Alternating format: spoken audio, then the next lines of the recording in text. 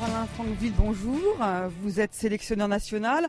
Alors expliquez-nous votre présence, vous êtes là pour chercher de nouveaux couples ou pour faire participer vos jeunes à un circuit de formation? Il y a tous les aspects. Donc, je suis là, moi, dans les grands nationaux pour voir les chevaux. On a un certain nombre de nouveaux couples qui arrivent, donc ils sont soit sur les 7 ans, soit sur des reprises inter-1 ou A4, donc qui vont vers le Grand Tour. Et je tiens absolument à voir ces chevaux-là dans les conditions d'un concours, parce qu'il y a les juges, mais aussi j'ai besoin de voir comment ils se comportent à la détente et dans les épreuves. Il y a également des chevaux dans le Grand Tour qui vont revenir, comme Tarski. Donc j'ai besoin de voir aussi comment sont ces chevaux-là. Donc c'est vraiment un concours important parce que c'est un vrai rendez-vous, on a des bons juges, donc les cavaliers viennent et ça permet de voir les chevaux en situation de compétition en dehors des internationaux. Mais moi, je viens faire, je dirais, un peu mon marché pour cette année, pour l'année qui vient et peut-être pour les 2 années à venir, puisqu'on a un certain nombre de couples qui vont être intéressants et que s'ils sont vraiment intéressants, on va les mettre dans les stages fédéraux. Comme par exemple Woodstock, c'est déjà fait, comme Zoneline qui va rentrer également. Donc je pense que c'est important qu'on les voit en situation de concours pour les suivre, les aider et aussi les orienter. Un petit mot peut-être sur les Jeux Olympiques et la participation française? Oui, alors donc ça a été de haute lutte. Je trouve ce qui est très important, c'est que beaucoup de cavaliers, enfin ceux qui étaient possibles, il y en a 6 à peu près, qui se sont vraiment impliqués, qui sont descendus pour faire le circuit du soleil. Certains ont plus le Portugal. Et donc ce rassemblement de concours en une période très courte a permis de les faire tous monter dans les points. Ça, c'est important. Et en particulier d'avoir une jument qui s'est vraiment bien stabilisée après les concours d'hiver qui a été parfois un petit peu chaotique, où la jument n'était pas au maximum de ses points.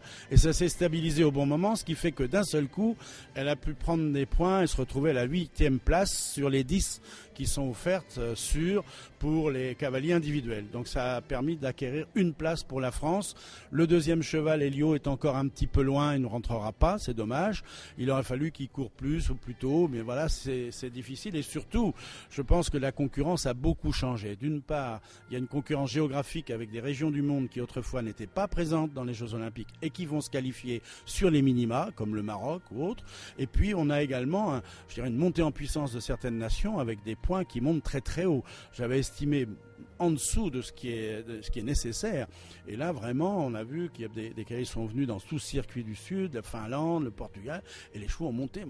Heureusement, on était là, on a une très bonne cavalière, bien préparée, et qui a vraiment bien supporté cette pression de se dire, il faut que j'ai les points pour aller au jeu, parce que quand elle a vu que ça marchait, elle s'est elle-même mis en situation de, je vais peut-être pouvoir être qualifiée, et quand on est dans cette situation-là, on a plus de pression, et on peut faire des erreurs, des fautes, et non, elle a été très très bien. Donc c'est tout à fait satisfaisant pour la France, sachant que ça fait quand même 3 Jeux Olympiques où on a des représentants.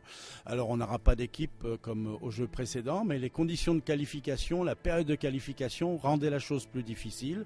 Et on avait des chevaux qui sont un peu neufs, parce que tous les cavaliers, les 6 qui étaient concernés, sont tous des couples qui ont démarré dans l'année. On n'a pas de chevaux qui étaient en 2e, 3e année de concours. Je parle des couples, parce qu'Elio avait tourné avant, mais avec des pourcentages bien moindres. Donc je pense que c'est quand même bien, mais ces couples-là, ils vont nous être utiles pour l'année à venir, championnat d'Europe, en vue des Jeux mondiaux. Et il y a de nouveaux couples qui arrivent, comme par exemple Karen Tebar, qui a démarré à Vidauban. Et il y a des couples qui tournent ici en Pro 1 et qui ont un vrai potentiel et qu'on va avoir l'année prochaine et dans 2 ans. Donc je pense que la pompe est amorcée.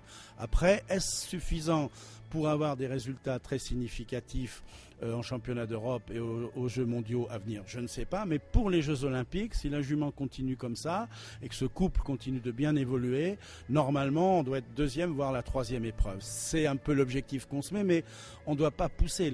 Cette jument-là, elle ne va pas faire que les Jeux, elle va faire aussi après.